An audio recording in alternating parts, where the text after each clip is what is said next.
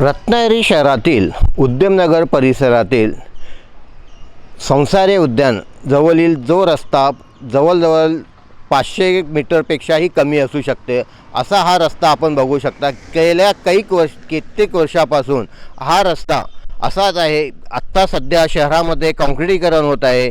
शहरातील काही रस्ते गल्ली बोळ्यातले जे रस्ते आहेत त्यांचे डांबरीकरण होत आहे, पण हा असा एकमेव पूर्ण शहरातील एकमेव रस्ता आहे की त्या रस्त्यावरती अजून डांबरीकरणाचं कुठल्याही प्रकारचं काम झालेलं नाही। त्यामुळे या भागातील लोकांना धूळपासून त्रास होत आहे।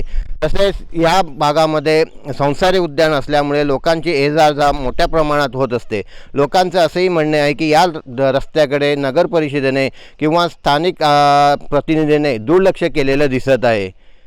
टाइम्स डिजिटलसाठी दीपक मोहितेसह जमीर खलपे, रत्नागिरी। टाइम्स डिजिटलला लाईक करा, सबस्क्राईब करा, शेअर करा आणि बेल आयकॉन दाबायला विसरू नका। पाहत रहा टाइम्स डिजिटल।